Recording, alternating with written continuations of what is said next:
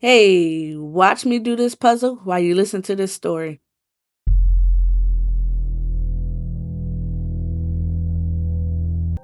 Nobody in Mercy Bend said the river's name out loud anymore.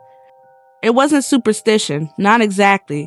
It was habit, the kind people build after too many things happen that shouldn't. Children were told simple rules.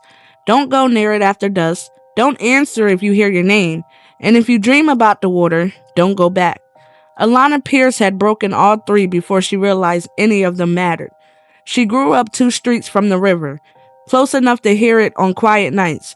It didn't rush like other rivers. It dragged, slow and heavy, like it was carrying something too big to move. Her grandmother used to sit on the porch at night listening, like she expected it to speak. You hear that? She asked. Alana never did, until the week she turned 17. It started small, a voice behind her while she walked home. Alana. She turned. No one. Just a long stretch of road and the trees shifted in the wind. She brushed it off. Then it happened again, at night, outside her window.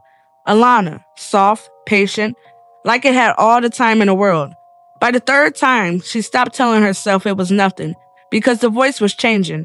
The first time it sounded like a stranger, the second time, like someone she knew but couldn't place. The third time, it sounded like her grandmother. That's when she went to the river. The sky was low and gray when she got there, the kind of heavy air that pressed against your chest. The trees along the bank leaned inward, their branches tangled together like ribs. The water moved slow, too slow, like it wasn't flowing, just shifting. Alana stepped closer. I know that's not you, she said under her breath. The river answered, not loud, not sudden, just a quiet ripple spreading across the surface. You came. Her breath caught. The voice didn't come from one place. It came from everywhere the water touched. Alana clenched her fists. What do you want? The surface darkened. Shapes moved beneath it. Long, pale distortions that slid just out of focus whenever she tried to look directly at him. You hear me? It sounded pleased. I'm not answering you, she said quickly. I'm just talking. The river paused, as if considering that.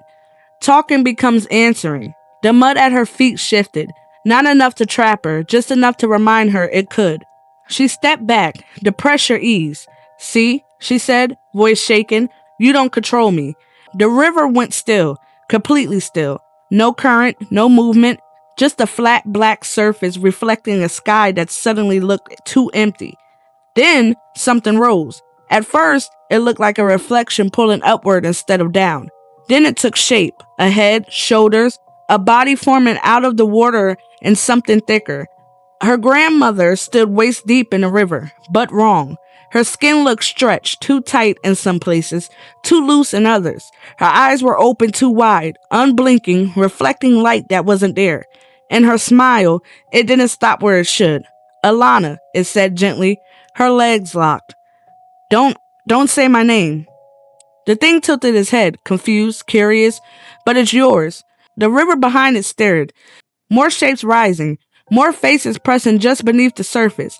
Alana forced herself to breathe. You're not her. The thing's smile widened. She's here.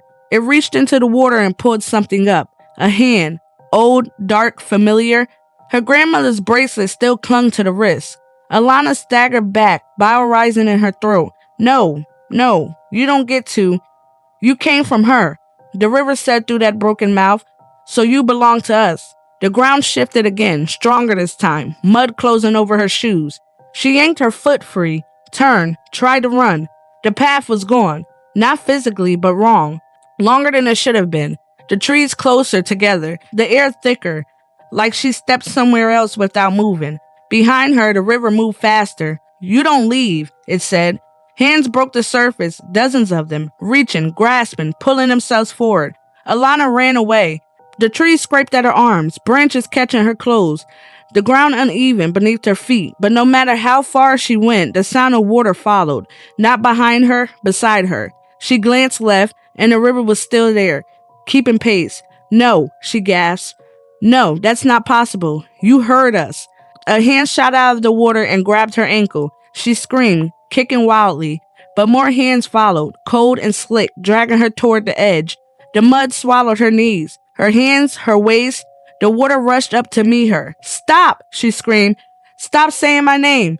For a moment, everything froze. The hands, the water, the air. Then the river spoke again, soft, certain. Alana. And this time she answered. What? The moment the word left her mouth, she felt it. Something tear loose inside her. Not physical, not something you could touch, but something important. The world tilted. The sound of trees disappeared. The sky went dark, even though it wasn't night, and the river surged. It pulled her under in one smooth, unstoppable motion. No splashing, no struggle, just gone. The water closed over her head, cold, heavy, endless. She tried to scream, but the river filled her mouth, her lungs, her thoughts. Shapes moved around her, bodies, dozens, hundreds, drifting, watching.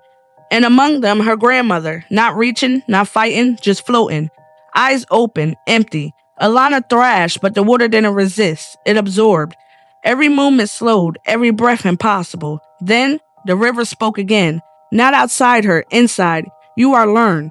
Something wrapped around her, not hands, not arms, something deeper. Something that knew where to hold. Her panic faded, not because she was safe, because she was being changed. Memories slipped, her house, her street, her own face blurring, dissolving. The last thing she felt was her name. And then, even that was gone. Weeks later, someone walked near the river, heard her voice, soft, familiar, right behind them, calling their name. When they turned, they saw a girl standing waist deep in the water, watching them. Her eyes were wide, unblinking, her skin too still, too smooth, and when she smiled, it didn't stop where it should. The river moved slowly around her, patient, waiting, because now it knew another name, and it would never forget it again. If you enjoyed that story, please be sure to like, comment, and subscribe. And until next time.